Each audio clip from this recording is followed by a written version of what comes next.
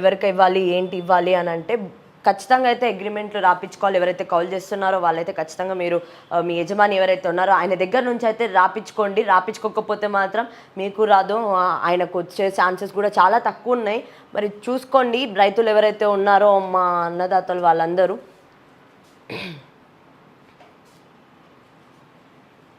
ఇక్కడ చూడండి పెద్దగా పెట్టారు మా కేసీఆర్ గులాబీ బాస్.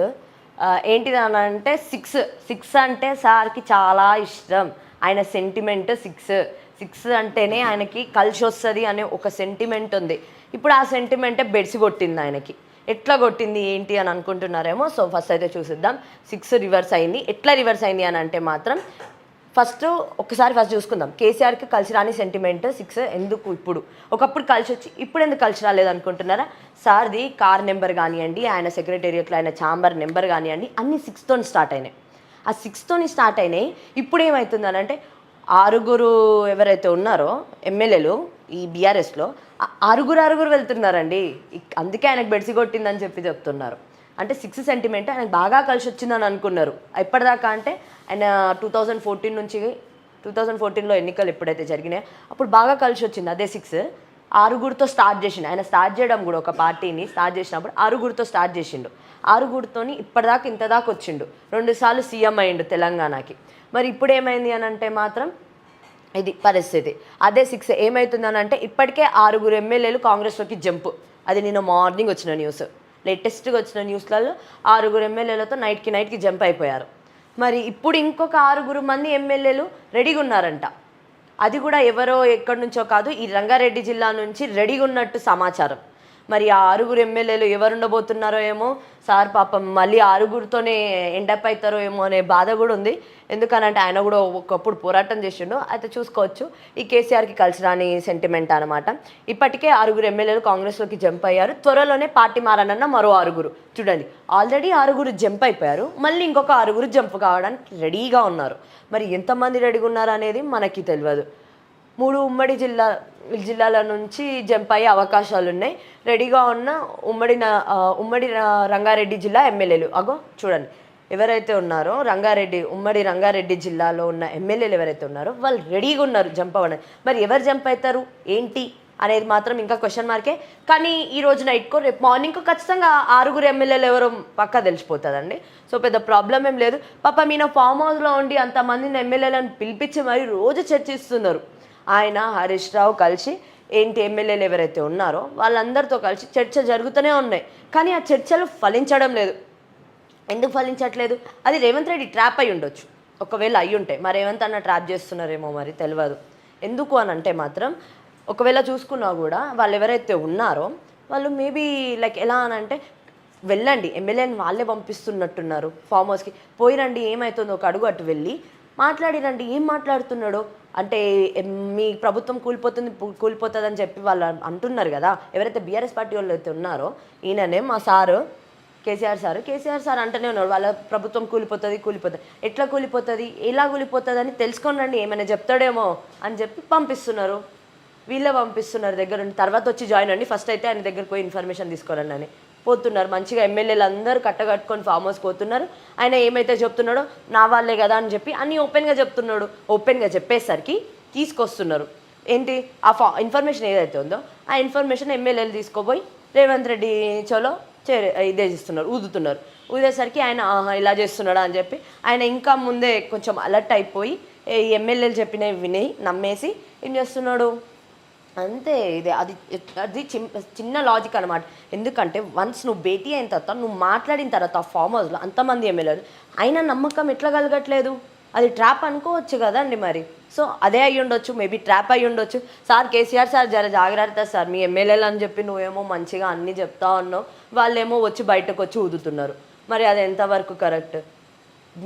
మీకే నష్టం సార్. పాపం అవతల గవర్నమెంట్ని కూల్చేద్దామని అనుకుంటున్నారు కానీ మిమ్మల్నే కూల్చేస్తున్నారు కదా సార్. ఒకసారి చూసుకోండి మరి కేసీఆర్ సార్. ఇదన్నమాట. ఉంటారా వెళ్ళిపోతారా? అసలు మిగతా వాళ్ళైనా ఉంటారా లేదా అనేది ఒకటైతే ఆయనకు ఆల్రెడీ ఇక్కడ ఎమ్మెల్యేలు అందరు జంప్ అవుతుంటే మళ్ళీ సీతక్క దగ్గర నుంచి సార్కి నోటీసులు వచ్చినాయి, లీగల్ నోటీసులు. ఏంటిది నా మీద కావాలని సోషల్ మీడియాలో బీఆర్ఎస్ తప్పుడు ప్రచారం చేస్తుందని చెప్పి ఆమె అయితే లీగల్ నోటీసులు పంపించింది. ఒకవేళ కనుక వీళ్ళు క్షమాపణ లిఖితపూర్వకంగా వీళ్ళు బీఆర్ఎస్ వాళ్ళు ఎవరైతే ఉన్నారో క్షమాపణ చెప్పాలి. క్షమాపణ చెప్పలేదు అనుకో 100 కోట్లు పరువు నష్టం కింద వీళ్ళ మీద ఇస్తున్నారు. 100 కోట్లైనా వీళ్ళు పరువు నష్టం కింద కట్టాలి, లేకపోతే క్షమాపణ చెప్పాలి. మరి సార్ ఏం చేస్తారో ఏమో, సీతక్క మరి ఎట్లుంటారో మరి. సీతక్క ఆన్ ఫైర్లో ఉంటుంది ఎప్పుడైనా సరే. అక్క అందరికి అక్కనే, అక్క అని అంటే చాలు పలుకుతుంది. మరి అలాంటి అక్కకి ఈయన ఆమెనే లీగల్ నోటీసులు పంపించింది. మరి ఊరుకుంటుందా? అస్సలు ఊరుకోదు. నా మీదనే చేస్తున్నారు కదా చెడు ప్రచారం అని చెప్పి ఆమె ముందుగానే కన్ఫామ్గా 100 కోట్లు అని చెప్పి ఆమెనే అక్కడ రాసి పెట్టింది. మరి ఖచ్చితంగా లిఖితపూర్వకంగా క్షమాపణ చెప్పాలి. ఒకవేళ క్షమాపణ చెప్పకపోతే మాత్రం 100 కోట్లు పరువు నష్టం అయితే వీళ్ళ మీద వేశారు. మరి 100 కోట్లు కట్టాల్సి వస్తుంది. అండ్ ఇదన్నమాట ఇక్కడ. తర్వాత ఇంకా వేరేవి కూడా ఉన్నాయి, చూద్దాం మనం. ఇక్కడ చూడండి, నో అబ్జెక్షన్కు మళ్ళీ పావులు. ఏదైతే ప్రభుత్వ భూములు ఉన్నాయో దానికి క్లియరెన్స్కు కుట్రలు అవుతున్నాయి.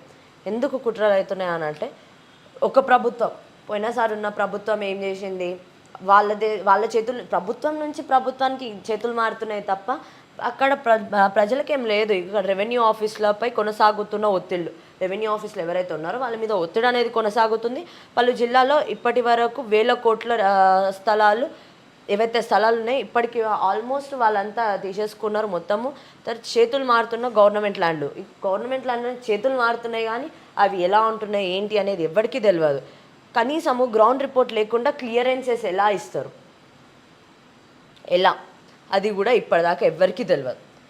మరి అసలు ఏం చేయబోతున్నారు ఏంటి, గవర్నమెంట్ స్థలాలు తీసుకుంటున్నారు, మరి గవర్నమెంట్ స్థలాలు ఎవరికి ఇస్తున్నారు, ఎక్కడ ఇస్తున్నారు, అసలు గవర్నమెంట్ స్థలాలు ఎక్కడెక్కడ ఉన్నాయి అనేది ఇప్పటిదాకా క్లారిటీ రాకపోవడము ఏంటో అసలు.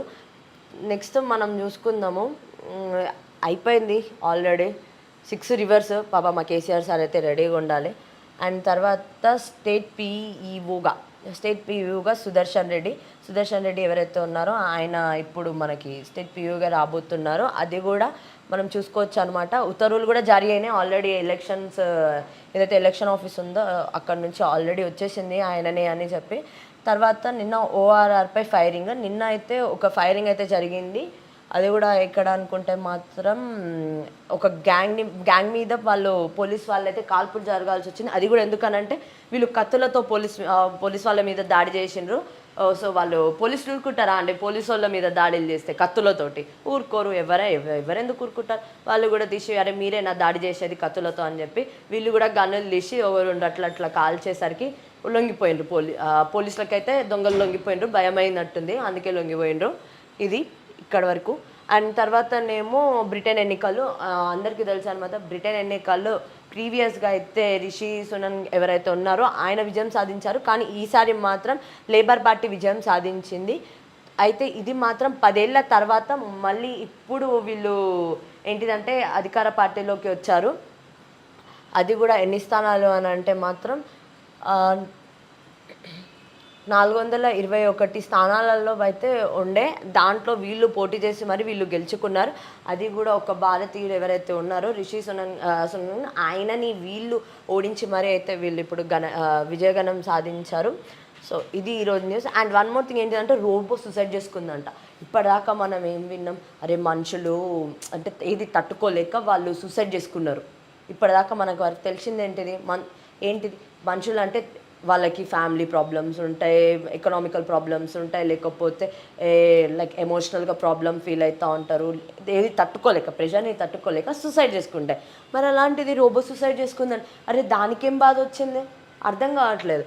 చూడండి, రోబో సూసైడ్ అని అంటే అది కూడా ఎక్కడ అని అంటే మాత్రము సౌత్ కొరియాలో సూసైడ్ చేసుకుని. యాక్చువల్గా ఈ రోబోస్కి ప్రోగ్రామ్ మనము ఇంప్లాంట్ చేయందే అది ఆ ప్రోగ్రామ్ కూడా చేయదు. అంటే తీసుకోరా అని అంటే ఫస్ట్ దానికి ఒక ప్రోగ్రామ్ ఉంటుంది, ఆ ప్రోగ్రామ్ని దాన్ని ఇంప్లాంట్ చేస్తే కానీ అది తీసుకొని రాలేదు. అలాంటిది అది ప్రెషర్ తట్టుకోలేకపోయిందంట. రోబోలు కూడా ప్రెషర్ తట్టుకోలేకపోతున్నాయంట అండి. చూడండి అసలు మనం ఎలాంటి సిచ్యువేషన్కి వచ్చేసాము. మనుషులు సూసైడ్లు చేసుకోవడం మానేసి ఇప్పుడు రోబోలు కూడా సూసైడ్ చేసుకునేంతలా వచ్చేసింది. అది కూడా మనం చూసుకోవచ్చు. ఇక చూడండి, రోబో అయితే అది 6.5 అడుగుల ఎంత హైట్లో ఉంటే అంత హైట్ నుంచి కింద పడిందంట. మరి చూడాలి. ఒకే చోటికి ఫార్మా